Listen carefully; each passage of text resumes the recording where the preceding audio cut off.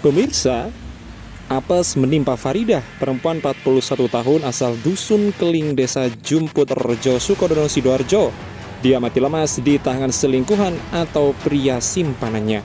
Berondong 23 tahun bernama Muhammad Andi Sukarnain di sebuah penginapan yang berada di kawasan Medaeng, Waru, Sidoarjo. Peristiwa pembunuhan bermula saat Andi dan Faridah janjian bertemu untuk membicarakan nasib hubungan gelap mereka yang sudah 3 tahun berjalan. Mereka lalu bertemu di Desa Cangkring Sari, Sukodono. Kemudian keduanya jalan-jalan dan berakhir di Hotel Wahyu Jaya, Bungerasih, Selasa 1 November.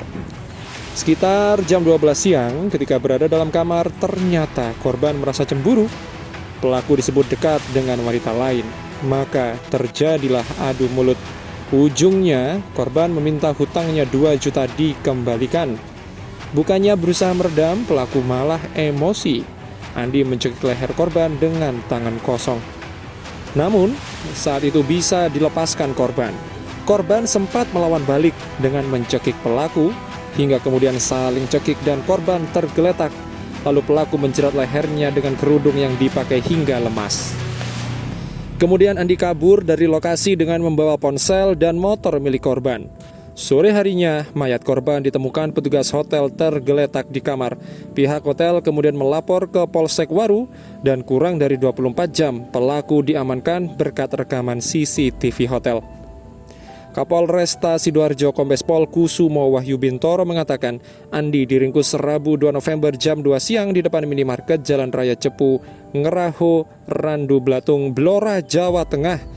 Petugas juga mengamankan sejumlah barang bukti, di antaranya motor Honda Beat plat nomor W5419NBB lengkap dengan STNK, HP, kartu ATM, dan uang tunai 442.000. Barang bukti tersebut milik korban.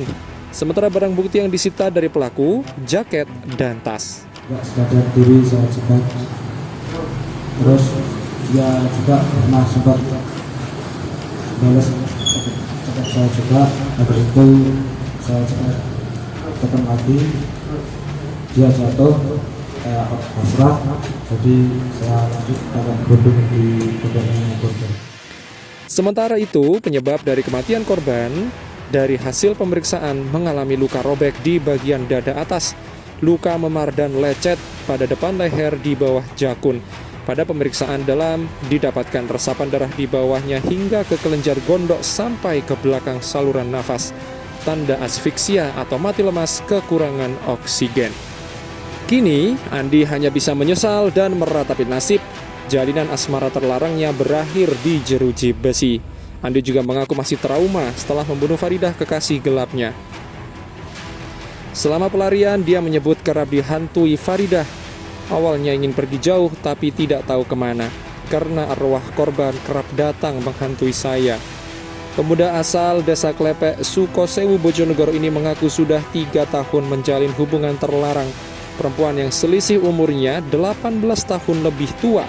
Andi juga mengaku tahu persis kalau Faridah punya suami dan anak. Hubungan cinta terlarang itu dibenarkan warga sekitar rumah korban Faridah di Dusun Keling, Jumput Rejo, Sukodono. Warga di sana kebanyakan sudah menduga kalau pelakunya Andi. Cuma mereka kebanyakan diam saja, tapi tidak menyangka kalau bisa ke tahap pembunuhan. Itu kata salah satu tetangga yang tidak mau disebutkan identitasnya. Perselingkuhan Faridah dan Andi sebenarnya sempat ketahuan keluarga dan suami. Mereka marah hingga akhirnya mengusir pelaku yang mengontrak di lahan yang tak jauh dari rumah korban untuk berjualan ayam geprek. Sempat dibawakan sajam sama suaminya dulu, cuma dilerai akhirnya pergi. Ternyata hubungannya masih berlanjut sampai kejadian kemarin yang viral itu. Padahal korban sudah punya anak 2 dan belum cerai sama suaminya. Dari ayam geprek, Andi beralih jualan pentol, yang lokasi kelilingnya kawasan rumah Faridah. Dari sanalah hubungan gelap keduanya terus berlangsung. Bahkan karena panah asmara terlanjur tertancap, Andi pun sempat mengajak korban untuk menikah. Sayangnya, menurut Andi, Faridah menolak.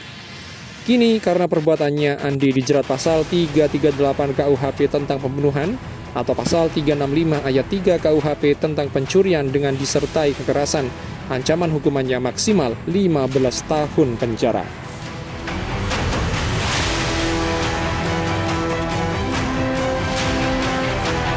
Melarikan diri dengan menggunakan kendaraan dari milik korban, demikian juga dengan membawa ATM dan uang tunai dan handphonenya.